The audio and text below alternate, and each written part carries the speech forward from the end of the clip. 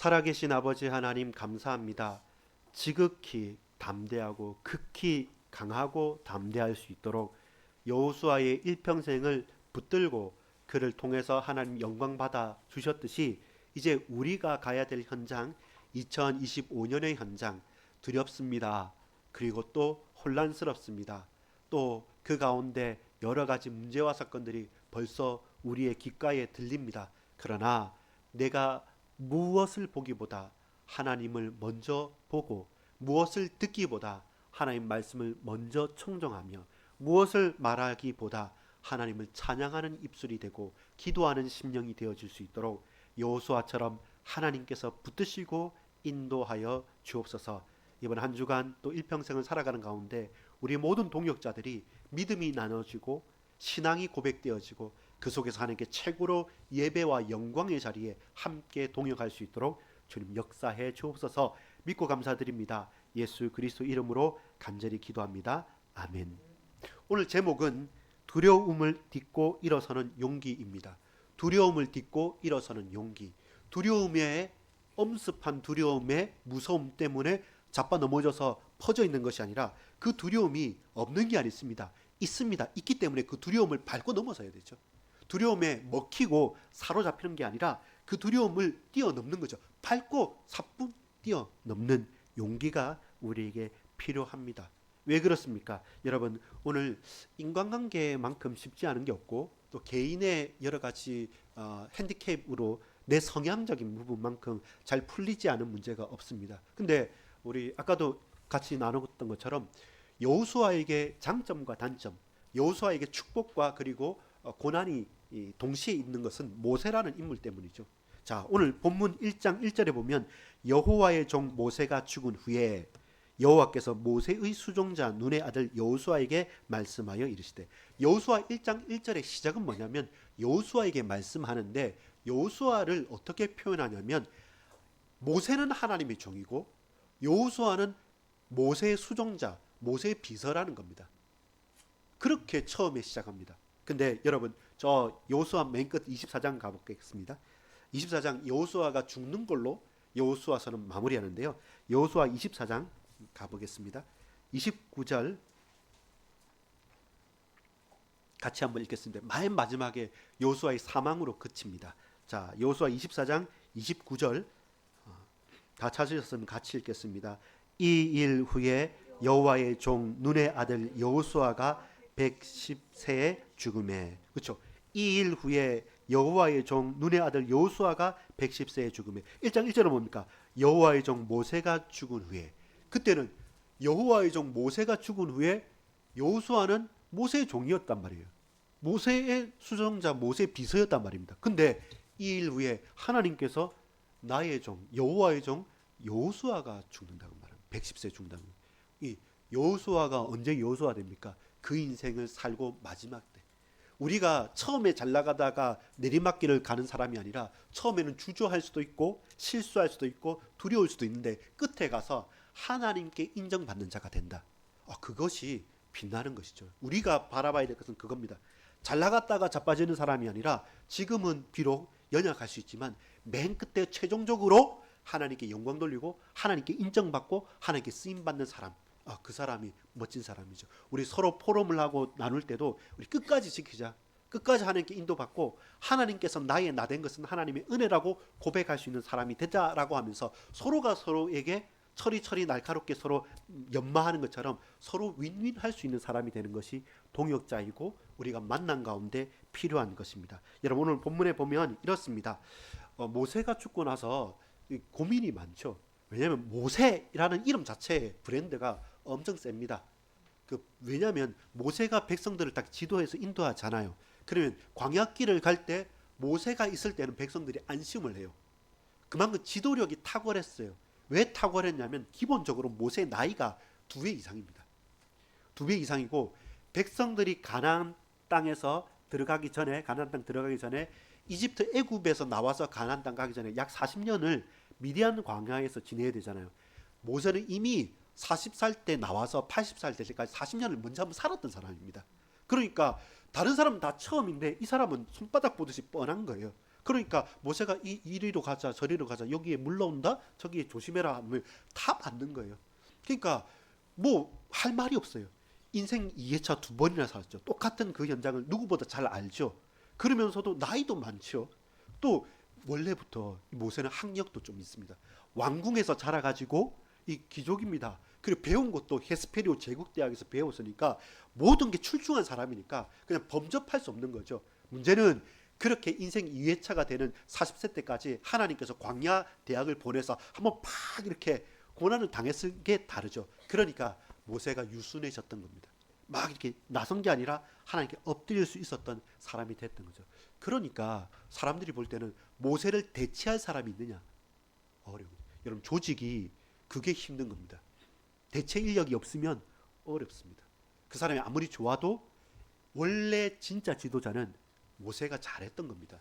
진짜 지도자는 나보다 더 나은, 더 잘 될 수 있는 후대를 남기는 것이 그 회사가 그 조직만 잘 되는 것을 추구하는 사람은 그 범인입니다.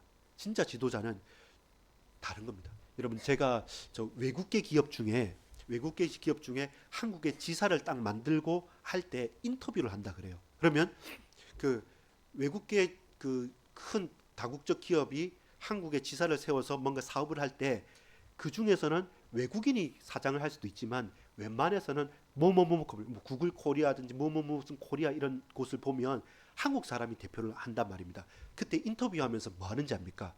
처음 이 사람이 CEO나 CFO가 되지 않습니까?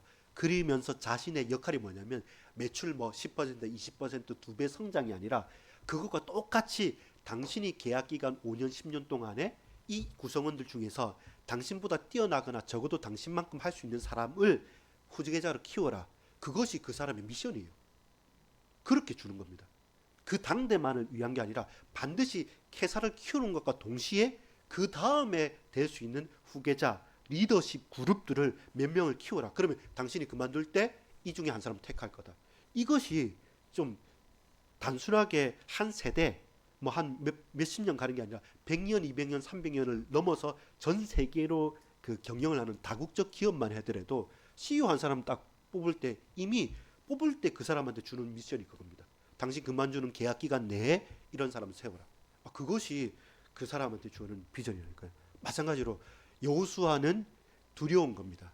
모세가 어떤 사람인지 알았기 때문에 그 능력과 그 출중함이 그러니까 나도 해볼 수는 있겠어요. 근데 백성들이 그걸 인정하지 않아요. 모세와 지냈던 세월과 모세가 보여줬던 그 신뢰를 내가 가까이 있었다고 해서 존중을 해주죠. 왜 존중합니까? 모세의 수종자였기 때문에 존중하는 거예요. 모세란 걸 빼놓고 여호수아 니나 내나 똑같이 이렇게 나온단 말입니다. 그래서 그걸 극복하기는 아주 쉽지가 않은 거죠. 그래서 하나님께서 아까 말한 것처럼 요단강을 건너게 하신 것도 여호수아를 여호수아 되게 백성들 앞에 그 개인 앞에 증거를 보내시는 것이고 동시에 이렇게 가기 위해서 제일 처음 넘어서야 될 것이 뭡니까? 오늘 첫 번째 부분은 뭐냐면 이런 겁니다. 여호수아에게 3번 반복해서 명령하신 게 있습니다. 6절, 7절, 9절에 하나님께서 3번이나 명령을 하는 게 있습니다. 그게 뭐냐면 6절에 강하고 담대하라. 어려운 게 아니에요. 뭔가 내가 할 수 없는 수학 문제를 풀어라. 돈을 많이 벌어라 하는 게 아니라 강하고 담대하라는 말입니다. 7절에도 그렇습니다. 오직 강하고 극히 담대하여. 명령이란 게 우리가 못하는 거 물구나무 서서 뭐 10분 견디라 100m를 5초 안에 뛰어라 이게 아닙니다. 할 수 있는데 아는데 안 되는 거예요. 강하고 담대하라. 지극히 오직 강하고 극히 담대하여. 9절에도 그렇습니다. 내가 내게 명령한 것이 아니냐. 강하고 담대하라. 명령을 뭐라고 하냐면 3번이나 강하고 담대하라. 제발 오직 강하고 극히 담대하라. 내가 네게 명령한 것이 아니냐. 강하고 담대하라. 저와 여러분에게도 그런 겁니다. 사람이 눈앞에 밟히고 나는 안 될 것 같고 나는 힘이 없을 것 같고 나는 무능해 느껴지는 그때마다 하나님 우리에게 명령하신 것은 잘해라 말하지 않으시고 강하고 담대하라는 겁니다. 왜 그렇습니까? 내가 너와 함께 있잖아. 내가 모세와 함께 있었던 것처럼 너와 함께 있을 거니까 왜? 그런데 너는 나를 믿지 않고 왜 강하지 않고 담대하지 않냐? 내가 너와 함께 있기 때문에 강하고 담대하라. 그리고 2번 약속하십니다. 3번 명령은 강하고 담대하라고 했죠. 약속은 두 번 하는데 5절과 9절입니다. 어떤 약속을 합니까? 내가 너와 함께 있을 것입니다. 5절에 보면 내 평생에 너로 능히 대적할 자가 없으리니 내가 모세와 함께 있던 것 같이 너와 함께 있을 것이니 너와 함께 있을 것이니 이것이 하나님의 약속입니다. 저기 보면 9절에도 말씀합니다. 9절에도 말하죠. 그 뒷절에 보면 놀라지 말라 내가 어디도 가든지 네 하나님 여호와가 너와 함께 하느니라. 너와 함께 하느니라. 이것이 하나님의 약속이죠. 임마누엘이 약속인 거죠. 여러분 우리 명령이나 약속이 어려운 게 아니라 우리가 할 수 있는 거 하나도 없어요. 하나님께서 하시겠다는 겁니다. 그걸 믿느냐 하는 겁니다. 내가 너와 함께 있겠다는 것, 그 약속과 그 명령 믿느냐는 겁니다. 그 믿음의 고백이 우선순위인 것이죠. 우리가 조급해지면요. 저와 여러분이 말씀이 들려지지 않으면 뭔가 내가 먼저 액션을 해야 될 것 같아요. 그래야지 되는. 막 설레발친다 그러지 않습니까? 찔리는 게 있으면 막 먼저 말해요. 뭐 캥기는 사람이 가만히 아닌데 막 서로 말해요. 그게 왜냐하면 약속이 없어 그래요. 그 왜냐하면 확신이 없어서 그런 겁니다. 세 번의 명령은 강하고 담대하라. 두 번의 약속은 내가 너와 함께 할게. 이것이 두 번의 약속이고 그렇다면 이제 딱 하나 요구하는 게 뭡니까? 여호수아한테 요구하는 것. 저와 여러분에게 요구하는 게 우리에게 강하고 담대하라 말씀하시고 함께 있다고 약속하셨는데 근데 우리에게 요구하는 것은 뭡니까? 7절과 8절에 반복하고 있습니다. 좌로나 우로나 치우치지 말고 뭐하라고요? 그 율법을 지켜 행하라는 겁니다.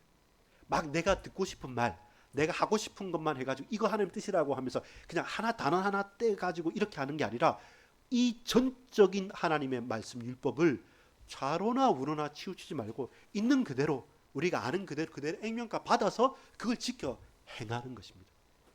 행하다는 말은 뭐죠? 지킨다는 말은 뭐죠? 동행한다는 거거든요. 평생을 그 말씀 속에서 살아가는 것이죠. 우리가 어느 하나하나 지킬 때도 있고 못 지킬 때도 있고 부족할 때도 있습니다. 근데 그것 때문에 죽인다 이런 말이 아닙니다. 일평생을 그 말씀에 메인바 되어져서 그 말씀을 지키면서 그 말씀을 따라서 우리가 뚝뚝뚝뚝 분명히 걸어갈 수 있다. 그러면 그 사람은 말씀의 사람이 된 것입니다. 여러분 9절에도 말하죠. 내가 네게 명령한 것이라고 하죠. 강하고 담대하고 어디로 가든 놀라지 말며 하나님 함께 하시는 은혜 속에 거하는 겁니다. 8절 봅니까? 우리 같이 한번 읽어보겠습니다. 시작. 이 율법책을 내 입에서 떠나지 말게 하며 주야로 그것을 묵상하여 그 안에 기록된 대로 다 지켜 행하라. 그리하면 내 길이 평탄하게 될 것이며 내가 형통하리라.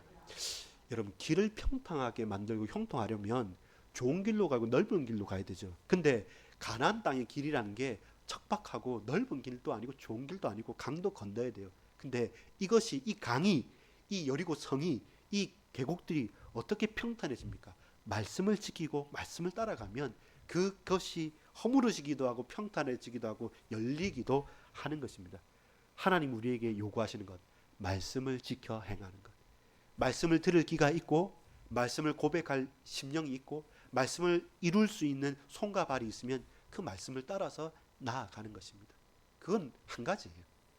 여러분 우리에게 요구하는 게 세 가지였으면 어렵겠죠. 근데 하나님께서 우리에게 세 번이나 소망을 주십니다. 강해라, 담대하라, 지극히 오직 강하고 담대하라, 또 강하고 담대하라. 우리에게 먼저 이렇게 소망과 명령을 주시고 약속을 두 번이나 하십니다. 내가 너와 함께 할게. 내가 너하고 함께 있게. 딱 하나만 지키라. 뭐냐? 말씀 놓치지 말고 이 말씀 붙잡고 그대로 살면 된다. 이게 맞습니까? 없습니까? 아니 그냥 말씀 붙잡고 살면 내가 네게 역사할게. 왜? 내 너 함께 있잖아. 네 마음과 생각을 강하고 담대하게 해줄게. 그것이 여호수아가 여호수아 되는 길이었습니다. 전에는 모세의 수종자였지만 이제는 나의 종 여호수아 이렇게 여호수아를 바꿔갔던 것처럼 여러분 이번 한 주간 우리가 강하고 담대하시기 바랍니다. 어떻게 25년도 살아갈까? 강하고 담대하십시오. 24년 못한 게 너무 많은데 하나님 그래도 함께 하셨습니다. 너무 다사다난했지만 그러나 고백할 수 있는 건 그 속에도 하나님 나와 함께 계셨다. 그 속에도 하나님 나와 함께 계셨다. 그다음 이제 우리가 해야 될 건 뭡니까? 율법 붙잡고 이 말씀 붙잡고 이 하나님의 언약 성경 붙잡고 걸어가는 겁니다. 그게 저의 묵상하면서 기도하면서 믿음의 도전을 하는 저와 여러분 되기를 소망합니다. 축복하고 기도하고 하나님 앞에 우리 의지합시다. 하나님, 예수 안에서 세움을 받기 원합니다. 임마누엘로 지켜주십시오. 그리고 성령 충만 가운데 은혜로 나를 다스리고 베풀어 주시옵소서. 기도합니다. 아버지 하나님, 감사를 드립니다. 이 시간 은혜를 베풀어 주옵소서. 지극히 강하고 담대할 수 있도록, 오직 강하고 극히 담대할 수 있도록, 또 강하고 또 담대하라고 우리에게 소망을 명령하시고, 내가 너와 함께 있겠다, 내가 너와 함께 하겠다고 거듭 반복하면서 우리에게 명령하시고, 이제 우리가 할 수 있는 것, 그러나 그것 자체도 축복인 말씀의 사람으로 걸어갈 수 있도록 주님 역사하여 주옵소서. 축복하여 주시옵소서. 2025년도를 향해 담대히 걸어갈 수 있도록 우리 심령에 말씀을 주시고, 우리 심령에 은혜를 주시고, 우리의 입술에 기도를 주시고, 우리의 손과 발에 전도와 선교자로 나갈 수 있도록 주님 기념비의 증거를 12도를 허락해 주옵소서. 믿고 감사를 드립니다. 구주 예수 그리스도 이름으로 간절히 기도 올리옵나이다. 아멘.